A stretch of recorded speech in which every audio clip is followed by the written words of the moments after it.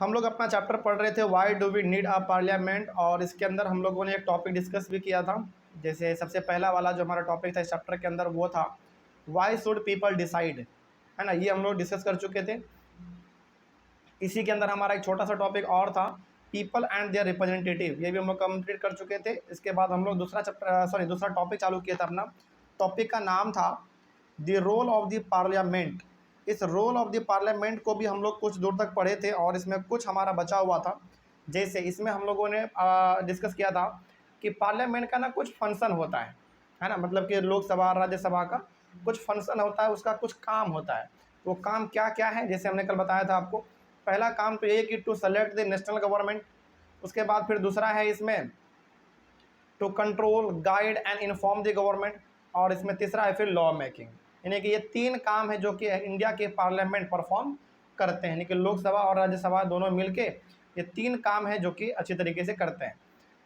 तो इन्हीं को हम लोग आज शुरू करेंगे, यानी कि role of the parliament topic हम लोग चालू कर चुके थे, जिसमें हम लोग यहाँ तक डिस्कस कर चुके थे और आज हम लोग फंक्शंस डिस्कस करने वाले थे। ठीक है, तो पार्लियामेंट का जो सबसे पहला फंक्शन है वो है to select the national government. यानी कि पार्लियामेंट का सबसे पहला काम, लोकसभा और राज्यसभा का सबसे पहला काम क्या है? नेशनल गवर्नमेंट को सेलेक्ट करना।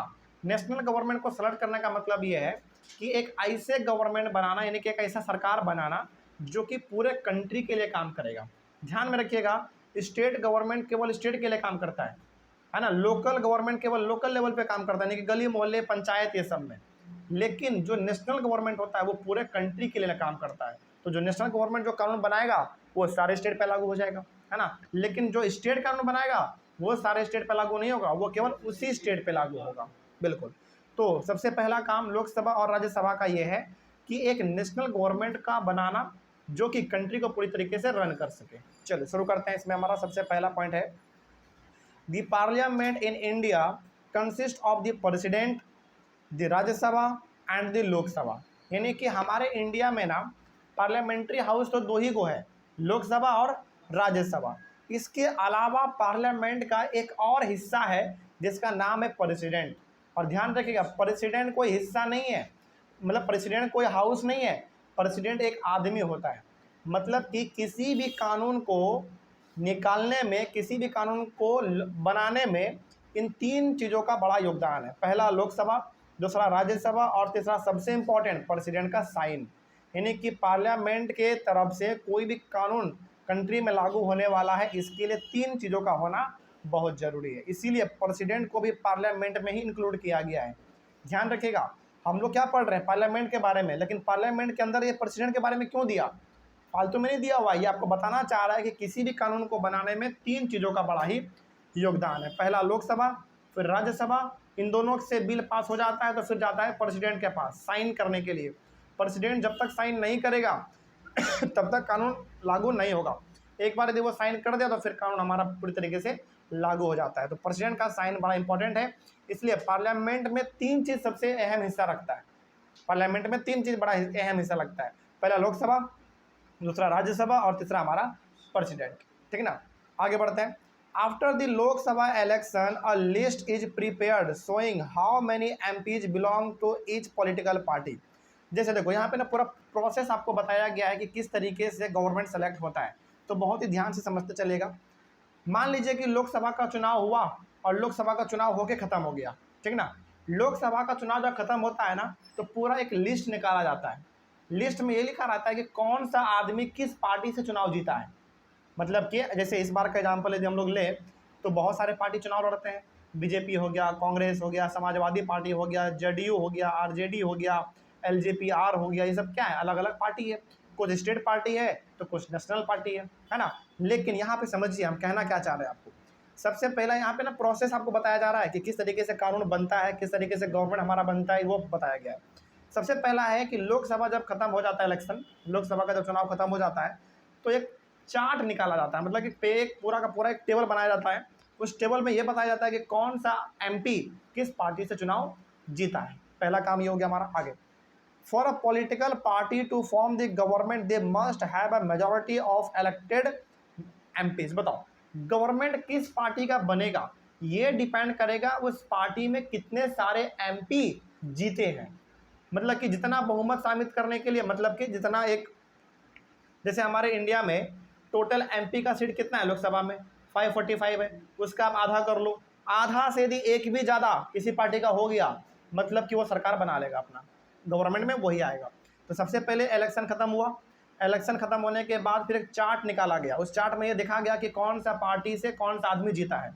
तो जिस पार्टी से सबसे ज़्यादा लोग एमपी जीते होंगे, यानी कि मेजोरिटी को जो साबित कर सकेगा, मेजोरिटी को साबित कर सकेगा मतलब, तो ये कह सके कि हाँ मेरा संख्या सबसे ज़्यादा है एमपी का, तो वही पार्टी सरकार में आएगा, गवर्नमेंट बनाएगा हमारा, ठीक है ना। इसी तरीके से हमारा होता है। There are 543 elected members plus 2 nominated members in the Lok Sabha. To have a majority a party should have at least half the number, that is 272 members और मोर। हमारे लोकसभा में टोटल सीट 545 है, लेकिन चुनाव केवल 543 पे होता है। याद रखिएगा हम क्या कहना चाह रहे हैं यहाँ पे, हमारे लोकसभा में टोटल नंबर ऑफ एमपी कितने हैं, 545, लेकिन चुनाव केवल कितने पे होता है, 543 पे चुनाव होता है। फिर ये दो हमारा चुनाव, मतलब ये दो आदमी कहाँ गया, फिर इन दो आदमी के लिए चुनाव नहीं होता है, इसको नॉमिनेट किया जाता है, यानी कि इसको डायरेक्टली चुना जाता है कि हाँ ये आदमी आएगा पहला, दूसरा आदमी ये हमारा आएगा। मतलब कि दो आदमी के लिए चुनाव नहीं होता है, इसको अलग प्रोसेस के थ्रू डायरेक्टली चुना जाता है लोगों, मतलब गवर्नमेंट के द्वारा। तो बताओ चुनाव केवल कितने के लिए होगा, 543 के लिए होगा, लेकिन लोकसभा में टोटल सीट्स कितने, 545। लेकिन 545 को ध्यान में रखते हुए जो 272, यानी कि उसका आधा से एक ज़्यादा या फिर उससे भी कहीं ज़्यादा यदि ला दिया कोई पार्टी, तो समझ जाइए कि वही सरकार में आने वाला है और उसी का सरकार बनेगा, उसी का गवर्नमेंट बनेगा। ठीक है, आगे बढ़े हम लोग। तो इसमें आपको ध्यान ये रखना है कि 543 पर चुनाव होता है, लेकिन टोटल होता है 545। लेकिन बताओ मेजोरिटी हमको किसका, मतलब मेजोरिटी जो हम लोग प्राप्त करेंगे वो 543 का या 545 का, 545 का। भले ही दो आदमी का इसमें गिनती नहीं है, लेकिन मेजोरिटी साबित करने के लिए हम लोग 545 को ध्यान में रखते हैं। समझ में आ रही है बात। चलिए आगे बढ़ते हैं। उसके बाद हमारा हाँ, the opposition in parliament is formed by all the political parties that oppose the majority party.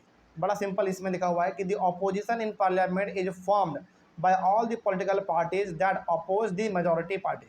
हमारे पार्लियामेंट में ना दो ही प्रकार का पार्टी होता है, एक रूलिंग पार्टी, रूलिंग पार्टी का मतलब हो गया जिसका संख्या एमपी का ज़्यादा है, जो गवर्नमेंट में है उसको हम लोग कहते हैं रूलिंग पार्टी।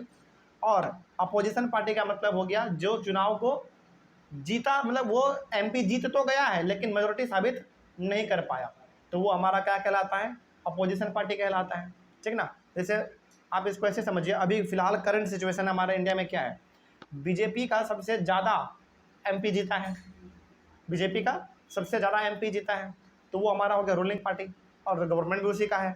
उसी प्रकार से बात करें कांग्रेस का, तो उसके भी बहुत सारे एमपी जीते हैं, लेकिन क्या वो मेजोरिटी को साबित कर पाया, मतलब कि सरकार बनाने के लिए जितना एमपी चाहिए था क्या उनके पक्ष में है उतना एमपी, नहीं है, नहीं जीत पाया है उतना, तो वो हो गया हमारा अपोजिशन पार्टी। तो रूलिंग पार्टी का मतलब जो फिलहाल सरकार में है, और अपोजिशन पार्टी का मतलब जो उसके विपक्ष में है, जो कि पूरी तरीके से मेजोरिटी साबित नहीं कर पाया, यदि कर देता तो उसका भी सरकार बन जाता, उसका भी नहीं बल्कि उसी का बनता है ना। यही होता है हमारा अपोजिशन और रूलिंग पार्टी। आगे, the largest among this parties is called the opposition party. मतलब कि जो पार्टी, अब देखो क्या चुनाव एक ही पार्टी लड़ता है क्या, बहुत सारे पार्टी लड़ते हैं चुनाव, तो जो चुनाव जीत गया वो हो गया हमारा रूलिंग पार्टी, और जो चुनाव हार गया, मतलब कि हारा नहीं है वो, उसके लोग भी जीते हैं लेकिन वो मेजोरिटी को साबित नहीं कर पाया, मतलब कि उतना नंबर तक वो नहीं पहुंच पाए जितने नंबर सरकार को बनाने के लिए चाहिए थे, एमपी का मतलब, तो वो हो गया हमारा अपोजिशन पार्टी। और इन सारे में से जो सबसे बड़ा पार्टी होता है जो कि सरकार नहीं बना पाया, वही हमारा कहलाता है अपोजिशन पार्टी। कहने का मतलब सिंपल सा आप यहाँ पे इसे समझ लो, एक लाइन में इसे समझिए कि चुनाव हुआ, जो पार्टी का एमपी सबसे ज़्यादा जीता होगा और वो मेजोरिटी को साबित कर पा रहा है, तो सरकार उसी का बनेगा, वो हो गया हमारा रूलिंग पार्टी। और जो मेजोरिटी को साबित नहीं कर पाया, चुनाव तो जीते हैं वो, एमपी उसके भी जीते गए हैं, लेकिन वो मेजोरिटी को साबित नहीं कर पाया, तो वो हो गया हमारा अपोजिशन पार्टी, सिंपल। तो अभी हमारे इंडिया में फिलहाल बीजेपी रूलिंग पार्टी है और कांग्रेस अपोजिशन पार्टी है। ठीक ना। आगे बढ़ते हैं। One of the most important features of the Lok Sabha is to select the executive. The executive is a group of persons who work together to implement the laws made by the parliament. और हमारे लोकसभा का सबसे बड़ा features ये भी है कि ये एग्जीक्यूटिव को चुनता है. एग्जीक्यूटिव को चुनता है, इसका मतलब हो गया कि जो भी नियम कानून हमारे पार्लियामेंट में बनेंगे उसको पालन करवाने का काम किसका होता है? एग्जीक्यूटिव का होता है. यानी कि एग्जीक्यूटिव को भी चुनने का काम किसका है? पार्लियामेंट का ही है. फिर से बता रहे हैं, यहाँ पे ध्यान से समझिए. हमने कहा कि जो भी नियम कानून बनते हैं वो हमारे पार्लियामेंट्री हाउस में बनते हैं, लोकसभा में, राज्यसभा में बनते हैं. उस कानून को पालन करवाने का काम किसका होता है? एग्जीक्यूटिव का. यानी कि एग्जीक्यूटिव कौन होता है? ग्रुप ऑफ पीपल होते हैं, बहुत बड़े बड़े ऑफिसर होते हैं इसमें. और इसको भी सेलेक्ट करने का अधिकार केवल किसके पास है? पार्लियामेंट के पास है. मतलब कि हमारे पार्लियामेंट के द्वारा जो कानून बनाया जाएगा उसका लोगों तक पालन जो करवाएगा वो कौन लोग पालन करवाएगा? इसका भी चुनने का काम किसका है? पार्लियामेंट का. यानी कि पार्लियामेंट ही चुनता है कि कौन इसमें सबसे बड़े ऑफिसर हमारे होंगे जो इस कानून का पालन करवाएगा. ठीक है. पालन तो फिर हमारा पुलिस भी करवाता है. तो क्या पुलिस को भी पार्लियामेंट चुनता है? नहीं, तो छोटे लेवल पे हो गया हमारा, छोटे छोटे ऑफिसर हो गए. सब जो सबसे बड़े ऑफिसर होते हैं इसको चुनने का अधिकार पार्लियामेंट के पास ही है. ठीक है ना. आगे बढ़ते हैं. उसके बाद है the prime minister of India is the leader of the ruling party in the Lok Sabha. Lok Sabha में जो रूलिंग पार्टी होगा उसका लीडर कौन होता है? प्राइम मिनिस्टर होता है. ठीक है ना. ये नेशनल लेवल पे हम बात कर रहे हैं. उसी प्रकार से बताइए जरा स्टेट गवर्नमेंट में, यानी कि स्टेट लेवल पे यदि हम लोग बात करें तो हाँ, सीएम होता है उसका लीडर. ठीक है ना. वही बात यहाँ पे कहा गया था कि लोकसभा में जो रूलिंग पार्टी है, यानी कि जो सबसे ज़्यादा संख्या है जिसका सरकार है, उसका जो लीडर होता है लोकसभा में वो कौन होता है? प्राइम मिनिस्टर होता है. और स्टेट लेवल पे बात करें तो सीएम होता है, चीफ मिनिस्टर. आगे, for the MPs who belong to her party the prime minister selects ministers to work with her to implement decisions. अब चूंकि रूलिंग पार्टी का लीडर कौन? Prime minister. तो प्राइम मिनिस्टर ही सेलेक्ट करता है कि कौन मंत्री बनेगा और कौन सिंपली एमपी बन के रह जाएगा. मतलब देखिए, मंत्री भी वही आदमी बनेगा जो कि एमपी है. मतलब कि पहले आप जीत के आओगे पार्लियामेंट में तभी तो आपको मंत्री पद का पद मिलेगा ना, यानी कि आपको मिनिस्टर बनाया जाएगा. तो एक बार जब आपका पार्टी बड़े नंबर से जीत जाता है तो फिर उसका जो लीडर होता है यानी कि प्राइम मिनिस्टर, वो सेलेक्ट करता है, यानी कि वो डिसाइड करता है कि कौन किस विभाग का, यानी कि कौन किस डिपार्टमेंट का मिनिस्टर बनेगा. मतलब मिनिस्टर बनने का जो पूरा प्रोसेस है उस किसके हाथ में है? प्राइम मिनिस्टर के हाथ में. प्राइम मिनिस्टर ही डिसाइड करता है कि किसको कौन सा डिपार्टमेंट देना है, यानी कि इसको एजुकेशन मिनिस्टर बनाया जाए कि नहीं बनाया जाए, इसको हेल्थ मिनिस्टर बनाया जाए कि नहीं बनाया जाए, ये डिसाइड कौन करता है? प्राइम मिनिस्टर करता है. लेकिन क्या प्राइम मिनिस्टर अपने आप कर लेते हैं क्या बंद कमरे में? नहीं, वो भी पार्टी के बड़े बड़े लीडर के साथ बैठते हैं, मीटिंग करते हैं, फिर डिसाइड करते हैं कि इसको बनाया जाए कि नहीं बनाया जाए. उसका बैकग्राउंड देखा जाता है, ये आदमी अच्छा है कि नहीं है, इन्होंने अच्छा काम किया है कि नहीं किया है, तभी जाकर उसको मंत्री का पद दिया जाता है. ठीक है ना. आगे ऐसे ही नहीं दे देगा किसी को. जैसे हमारे इंडिया का जो अभी डिफेंस मिनिस्टर है, रक्षा मंत्री राजनाथ सिंह है. तो क्या लगता है आपको कि मोदी जी को बड़े अच्छे आदमी लगे होंगे वो और ऐसे उनको पद दे दिया? नहीं, उनका बैकग्राउंड देखा गया होगा. और बिल्कुल हमारे इंडिया का जो पिछले 10 साल का जो रक्षा मंत्री हैं वो राजनाथ सिंह ही हैं और बहुत अच्छा काम कर रहे हैं हमारे इंडिया के लिए. तो ऑब्वियस बात है इस बार भी रक्षा मंत्री उन्हीं को बनाया गया है. मतलब बैकग्राउंड देखा जाता है. ऐसा नहीं कि प्राइम मिनिस्टर का बड़ा खास आदमी है, भले इसको कुछ बोलने लिखने नहीं आ रहा है लेकिन इसको मंत्री बना देंगे, ऐसा नहीं होता. उसमें बड़ा सोच समझ के उसमें बनाया जाता है, क्योंकि समय आने पर उसका इंटरव्यू भी होता है. जैसे मान लीजिए, भगवान ने करे ऐसा कभी हो, लेकिन मान लीजिए कि इंडिया के ऊपर कोई कंट्री हमला कर दे, फिर हमला यदि करेगा तो ये किससे जुड़ा हुआ मामला है? रक्षा से जुड़ा हुआ मामला है. लगे ये जो मामला है किससे जुड़ा हुआ मामला है? रक्षा से जुड़ा हुआ मामला है. तो इंटरव्यू हम किससे लेंगे? क्या प्राइम मिनिस्टर से इंटरव्यू लेंगे? प्राइम मिनिस्टर से तो बाद में लेंगे हम लोग इंटरव्यू, लेकिन सबसे पहले हम किससे लेंगे? रक्षा मंत्री से लेंगे, क्योंकि भाई जिम्मेदारी आपका बनता है. अब मान लो उसको कुछ बोलना ही नहीं आ रहा है कि कौन सा मिसाइल है, क्या छोड़ा गया, कौन सा मिसाइल हमने खरीदा, उसको नाम ही नहीं मालूम रहेगा, तो क्या आपको लगता है कि वो मंत्री के लायक है? मंत्री के लायक बिल्कुल नहीं होगा. इसीलिए जब भी प्राइम मिनिस्टर किसी को मंत्री पद देता है तो पूरा सोच समझ के देता है, क्योंकि उसको पता है आने वाले समय में जवाब भी देना पड़ सकता है, प्रेस कॉन्फ्रेंस भी करना पड़ सकता है, ये सब चीज़ उनको सोचना पड़ता है. ठीक है. आगे, these ministers then take charge of different areas of government functioning like health, education, finance, etc. यानी कि हर डिपार्टमेंट का हर विभाग का एक एक मंत्री हमारा होता ही है ना। चाहे वो फाइनेंस का हो, फाइनेंस मतलब पैसे से रिलेटेड हो, चाहे वो हेल्थ से रिलेटेड हो, एजुकेशन से हो, रोड कंस्ट्रक्शन से हो, है ना, ये सब बेसिकली हमारा हर डिपार्टमेंट का अलग अलग मंत्री होता है। ठीक है, आगे बढ़ते हैं। It is difficult for a single political party to get the majority that is required to form the government. चलिए, आपने ना अक्सर एक शब्द सुना होगा, हिंदी में हम लोग बोलते हैं गठबंधन का सरकार, है ना। मतलब गठबंधन का सरकार मतलब समझते हैं आप लोग क्या होता है? जब पार्लियामेंट में एक सिंगल पार्टी मेजोरिटी साबित नहीं कर पाता है तो वो छोटे छोटे पार्टी से हाथ मिलाता है, कहता है कि यार देखो मेरा ना टोटल एमपी पूर नहीं पा रहा है, यानी कि सरकार बनाने के लिए जितना एमपी चाहिए हमको उतना एमपी हमको हमारा पार्टी से उतना एमपी नहीं जीत पाया है। तो वो छोटे छोटे पार्टी को बोलता है कि तुम हमारे पार्टी में शामिल हो जाओ। जैसे मान लीजिए कि छोटा वाला पार्टी है जिसके कि 10 एमपी जीता है, फिर दूसरा पार्टी है जिसका 12 एमपी जीता है, फिर तीसरा पार्टी जिसका 20 एमपी जीता है। तो इन सारे पार्टी को मिला के जिस पार्टी ने मेजोरिटी साबित कर दिया उसी का गवर्नमेंट बन जाएगा। लेकिन जो इस बार गवर्नमेंट बना, क्या उस गवर्नमेंट में कोई एक पार्टी का गवर्नमेंट है या कि बहुत सारे पार्टी मिले हुए हैं? बहुत सारे पार्टी मिले हुए हैं। और इस बार का जो हमारा चुनाव हुआ और अभी जो फिलहाल बीजेपी गवर्नमेंट में है वो इसी तरीके से, यानी कि इस बार जैसे आपको एग्जांपल देते हैं, 2014 में जो चुनाव हुआ था बीजेपी का, उसमें अकेला बीजेपी ने मेजोरिटी से ज़्यादा सीट लाया था। मतलब कि उन्होंने अपने साथ किसी को, मतलब उनके साथ तो बहुत सारे छोटे छोटे पार्टी थे, लेकिन यदि वो पार्टी नहीं भी रहते उनके साथ तो फिर भी सरकार 2014 में किसका बनता? बीजेपी का ही बनता, क्योंकि मेजोरिटी साबित करने के लिए जितना एमपी चाहिए था उनके पक्ष में उतना एमपी था। ठीक है, फिर उसके बाद 2019 का जो चुनाव हुआ उसमें भी बिल्कुल, उस 2019 के चुनाव में भी मेजोरिटी साबित करने के लिए, यानी कि सरकार बनाने के लिए जितना एमपी उसके पक्ष में होने चाहिए उतना उसके पास भी था उस समय। बिल्कुल, यानी कि 2014 और 2019 का जो चुनाव हुआ था बीजेपी को किसी का सहारा नहीं लेना पड़ा था सरकार बनाने के लिए। उनका खुद का अपना एमपी इतना ज़्यादा था कि सरकार बनाने के लिए जितना चाहिए उससे कई गुना ज़्यादा था। समझ रहे बात को? लेकिन 2024 का जो चुनाव हुआ है, 2024 का जो चुनाव हुआ है इसमें बीजेपी का पलड़ा थोड़ा सा भारी हो गया है। कहने का मतलब इस बार बीजेपी का उतना अच्छा परफॉर्मेंस नहीं रहा है। तो जितना सरकार बनाने के लिए एमपी चाहिए था उतना इसके पार्टी से अकेला नहीं जीत पाया। तो इन्होंने इस बार 2-3 पार्टी से सहारा लिया है, 2-3 पार्टी से सहारा लिया है कि भैया हमारा एमपी नहीं पूर पा रहा है सरकार बनाने के लिए जितना चाहिए, तो आप हमारा साथ दे दो। तो उन्होंने साथ दिया, तो आज फिलहाल जो बीजेपी है वो गवर्नमेंट में है। लेकिन कैसा गवर्नमेंट है? गठबंधन का सरकार है। मतलब गठबंधन का मतलब होता है कि 4 पार्टी को आपस में मिला लिया तब जाकर हमारा सरकार बना।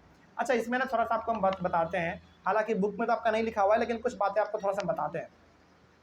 जब भी गठबंधन का सरकार बनता है ना, तो जिस जिस पार्टी ने उसका साथ दिया है सरकार बनाने में उस पार्टी के भी मंत्री बनते हैं।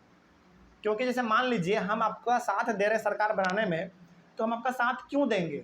जब तक आप हमारे एमपी को या फिर हमारे लीडर को कोई बेनिफिट नहीं देंगे तब तक हम आपका साथ क्यों देंगे? कहने का मतलब, जैसे अभी एग्जांपल आपको देते हैं, एकदम बिल्कुल ताज़ा एग्जांपल आपको समझ में आएगा। जैसे 2024 का जो चुनाव हुआ, फिलहाल अभी 1 महीना भी नहीं हुआ पूरी तरीके से, ये जो 2024 का चुनाव हुआ बीजेपी मेजोरिटी सीट नहीं ला पाई, यानी कि सरकार बनाने के लिए जितना सीट उसको चाहिए था उतना सीट वो नहीं ले पाई। तो फिर वो सहारा किससे लिया? नीतीश कुमार से लिया, जदयू से लिया, फिर से चिराग पासवान यानी कि एलजेपी से लिया। तो क्या लगता है आपको कि इन सारे पार्टी से मोदी जी ने सहारा लिया, तो क्या इन सारे पार्टी के एमपी को कुछ पद नहीं दिया होगा मिनिस्टर का? बिल्कुल दिया है, बिल्कुल दिया है, बिल्कुल दिया है। यदि ऐसा नहीं देता, यदि कोई मंत्री पद नहीं देता, तो क्या लगता है आपको कि वो पार्टी उसका साथ देता? नहीं देता। कोई भी पार्टी यदि साथ दे रहा है सरकार बनाने में तो समझ जाइए वो पक्का मंत्री पद का डिमांड रखेगा ही रखेगा। समझ रहे बात को? तो वही बात इस बार भी हुआ है। तो गठबंधन का सरकार हमारा कब बनता है? जब एक सिंगल पार्टी मेजोरिटी को साबित नहीं कर पाती, तब जाकर हमारा गठबंधन का सरकार बनता है। और गठबंधन के सरकार को, मतलब कि हिंदी में कहते हैं गठबंधन का सरकार, इंग्लिश में हम लोग इसको कहते हैं कोलिजन गवर्नमेंट। कोलिजन गवर्नमेंट सीखना, आगे मिलेगा आपको। तो then they join together with different political parties who are interested to form government. This type of government is known as coalition government. वही बात है जो हमने अभी आपको यहाँ पे कहा कि जब एक सिंगल पार्टी मेजोरिटी को साबित नहीं कर पाती है तो छोटे छोटे पार्टी को अपने साथ मिला लेती है और इस तरीके से जो गवर्नमेंट बनती है उसको हम लोग कहते हैं इंग्लिश में कोलिजन गवर्नमेंट, और हिंदी में हम लोग उसको कह देते हैं गठबंधन का सरकार। ठीक है, आगे अगला थोड़ा सा और बात किया जाए तो the Rajya Sabha function as the representative of the states of India in the parliament. अब देखो, लोकसभा में और राज्यसभा में थोड़ा सा डिफरेंस है, समझिएगा। लोकसभा का जो एमपी होता है ना, उसको हम लोग वोट देकर जिताते हैं, यानी कि हम लोग खुद वोट देते हैं और वो जीतते हैं, तब जाकर एमपी हमारा बनता है लोकसभा का। लेकिन जो राज्यसभा का एमपी होता है ना, उन लोगों को हम लोग नहीं चुनते, उसका चुनाव का प्रक्रिया ही पूरा अलग है। बताने लगेंगे तो बहुत लंबा समय लगेगा, क्योंकि ये प्रक्रिया छोटा सा नहीं है। राज्यसभा का जो एमपी है, वो उसका जो चुनाव होता है ना, बड़ा विचित्र तरीके से उसका चुनाव होता है। और ध्यान रखिएगा हमेशा, लोकसभा का जो एमपी होता है वो अपने एरिया को रिप्रेजेंट करता है लोकसभा में, यानी कि उसके एरिया में जो समस्या होगा वो कहाँ पे बताएगा, लोकसभा में बताएगा। लेकिन जो राज्यसभा का एमपी होता है ना, उसका काम अलग है। राज्यसभा का एमपी एक राज्य को रिप्रेजेंट करता है, नाम से मालूम चल रहा है ना, राज्य सभा। और राज्य का मतलब क्या होता है, स्टेट। मतलब कि राज्यसभा के जो एमपी होते हैं, मेंबर ऑफ पार्लियामेंट, वो किसी एक जगह को रिप्रेजेंट नहीं करते हैं, वो पूरे के पूरे स्टेट को रिप्रेजेंट करते हैं। तो जैसे मान लीजिए बिहार से जितने भी हमारे राज्यसभा में लोग होंगे, समझिएगा हम क्या कहना चाह रहे हैं। बिहार से एग्जाम्पल बस बता रहे हैं, इसी तरीके से सब जगह पे होता है। जैसे मान लीजिए कि सपोज करो कि 12 ऐसे एमपी हैं, बस एग्जाम्पल दे रहे हैं, इसको हकीकत में समझिएगा। एग्जाम्पल के तौर पे समझिए 12 में 10 ही लेते हैं। ऐसे समझिए कि बिहार का 10 एमपी राज्यसभा में है। तो इसका सिंपल सा मतलब है कि वो 10 का 10 एमपी राज्यसभा में किसको रिप्रेजेंट करेगा, बिहार को करेगा। अब सवाल है कि सर बिहार को किस तरीके से रिप्रेजेंट करेगा। बिहार को रिप्रेजेंट करने का तरीका हो गया, वहाँ पे बताएगा कि बिहार में समस्या क्या है, बिहार में क्या बनना है, क्या नहीं बनना है, ये वहाँ पे बताएगा। तो राज्यसभा का जो एमपी होता है उसका काम क्या होता है, पूरी तरीके से अलग होता है। वो एक खास जगह को रिप्रेजेंट नहीं करता है, बल्कि वो पूरे स्टेट को रिप्रेजेंट करता है वहाँ पे। समझ में आ रही है बात, इसीलिए उसका नाम है राज्यसभा। आगे अब bill is required to pass through the Rajya Sabha in order to become a law. देखो, जब भी कोई नियम कानून बनता है ना, इसका प्रक्रिया क्या होता है आपको बताते हैं थोड़ा सा। हालांकि ये प्रक्रिया थोड़ा सा आपको आगे भी मिलेगा, लेकिन थोड़ा सा इसमें आपको बताना चाहेंगे हमें ये होता क्या है। जब भी कोई नियम कानून बनता है, उसका प्रोसेस क्या है समझिए। नियम कानून बनना जो शुरुआत होता है वो होता है लोकसभा से। लोकसभा में बनना चालू हुआ, लोकसभा में सबका सहमति मिल गया। सबका सहमति नहीं चाहिए, आधा से ज़्यादा लोगों का सहमति चाहिए बस। जैसे मान लीजिए 545 एमपी है लोकसभा में, उसमें से आधा से ज़्यादा लोगों ने यदि सहमति दे दिया कि हाँ ये कानून लागू होना चाहिए, तो वो बिल फिर कहाँ पास होगा, राज्यसभा में। यानी कि एक बार यदि पास हो गया लोकसभा से सबके मंजूरी के साथ, सबका मंजूरी मतलब आधा से ज़्यादा लोगों का यदि मंजूरी मिल गया उस लॉ को, तो फिर वो लॉ लोकसभा से कहाँ जाता है, राज्यसभा जाता है। फिर राज्यसभा में भी यदि आधा से ज़्यादा एमपी ने पूरा दे दिया सहमति कि हाँ ये कानून अच्छा है, ये कंट्री में लागू होना चाहिए, फिर वहाँ से भी सहमति मिल गया, फिर जाता है किसके पास, प्रेसिडेंट के पास। प्रेसिडेंट उसको देखता है कि हाँ भैया इसमें कुछ गलत है, सही है, कुछ गलत होता है तो उसको वापस भेज देता है, बोलता है कि इसको सुधार करिए। और मान लीजिए कि लोकसभा और राज्यसभा ने सुधार नहीं किया, बोला कि नहीं हमने जो बनाया बिल्कुल सही है, तब जाकर प्रेसिडेंट अल्टीमेटली उस पर साइन कर देता है। मतलब कि लोकसभा में पहले बिल हमारा हुआ बना, फिर लोकसभा से राज्यसभा में गया, फिर राज्यसभा से प्रेसिडेंट के पास आता है। प्रेसिडेंट को यदि ऐसा लगा कि इसमें कुछ सुधार होना चाहिए, तो दोबारा भेजते हैं लोकसभा और राज्यसभा के पास। और यदि उनको लगा कि हाँ वाकई में सुधार करना चाहिए तो वो सुधार करते हैं, और उनको लगा कि नहीं सुधार करना बिल्कुल सही नहीं रहेगा, जो हमने बनाया वो सही है, तब जाकर प्रेसिडेंट को भी अस्ता पस्ता के उसमें साइन करना ही पड़ता है। ठीक है, इस तरीके से हमारा कोई भी कानून पास होता है। आगे हाँ, अगला हमारा the members of the Rajya Sabha are elected by the elected members of the legislative assemblies of various states. अब चलिए, हालांकि इसमें पूरा प्रोसेस तो नहीं दिया गया है, लेकिन थोड़ा सा हम आपको यहाँ बताना चाहेंगे कि राज्यसभा के लोगों को हम लोग कैसे चुनते हैं। देखिएगा, राज्यसभा का जो एमपी होता है उसको चुनने का प्रोसेस बड़ा लंबा है, लेकिन थोड़ा सा यहाँ पे दिया हुआ आपके बुक में तो बताते हैं इनको चुनता कौन है। ध्यान रखिएगा, लोकसभा के एमपी को हम लोग सीधा वोट देकर मतलब चुनते हैं हम लोग, लेकिन राज्यसभा के एमपी को हम लोग वोट नहीं देते हैं, बल्कि राज्यसभा के एमपी को वो लोग चुनते हैं जो एक स्टेट का एमएलए होता है, यानी कि विधायक। जैसे एग्जांपल के तौर पे आपको बताते हैं, बिहार में टोटल विधायक कितने हैं, 243 है। यानी कि टोटल बिहार में जो विधानसभा का क्षेत्र है, विधानसभा का क्षेत्र मतलब टोटल एमएलए बिहार में टोटल कितने हैं, 243 है। तो ये 243 का 243 एमएलए चुनेंगे बिहार के राज्यसभा के मेंबर को।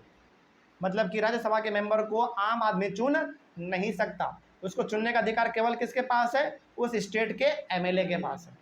हर स्टेट का ऐसे ही होता है। बिहार का एमएलए बिहार के राज्यसभा के मेंबर को चुनेगा, झारखंड का एमएलए झारखंड के राज्यसभा के मेंबर को चुनेगा। इसी तरीके से हमारा चुनाव होता है। हालांकि इसमें प्रोसेस कुछ और भी लंबा है, इसमें कुछ अलग है, लेकिन इतना आपको समझ में आया। चल आगे बढ़ते हैं। There are 233 elected members plus 12 members are nominated by the president. Rajya Sabha में, अच्छा लोकसभा में बताइए, लोकसभा में कितने एमपी का चुनाव हम लोग करते हैं? 543 का। फिर दो गो नॉमिनेटेड है। नॉमिनेटेड मतलब दो गो को अलग से चुना जाता है, बस उसका चुनाव नहीं होता, वो ऐसे ही चुन दिया जाता है। उसी तरीके से राज्यसभा के साथ भी है। राज्यसभा से मतलब राज्यसभा में 233 मेंबर के लिए चुनाव होता है, लेकिन इसको वोट केवल कौन दे सकते हैं? हर स्टेट का एमएलए, है ना। और राज्यसभा के 12 एमपी ऐसे होते हैं जिसको कि प्रेसिडेंट नॉमिनेट करते हैं, मतलब कि प्रेसिडेंट उसको चुनते हैं डायरेक्टली। और ध्यान रखिएगा, चाहे वो एमपी हमारा राज्यसभा का हो या लोकसभा को हो, दोनों को हम लोग एमपी ही बोलते हैं, यानी कि मेंबर ऑफ पार्लियामेंट ही बोलते हैं, ठीक है ना। चलिए इस तरीके से हमारा ये टॉपिक खत्म हुआ। कोई डाउट यहाँ पे?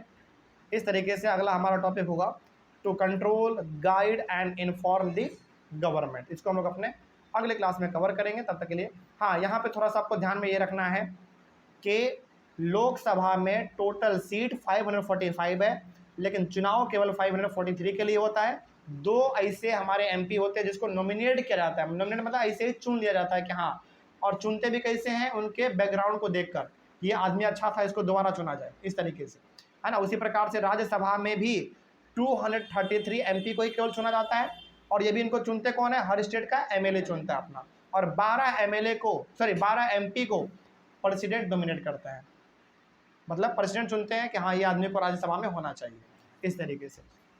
और ये टॉपिक हमारा कंप्लीट हुआ। अगला टॉपिक हम लोग अपने अगले क्लास में करेंगे। तब तक के लिए थैंक यू वेरी मच।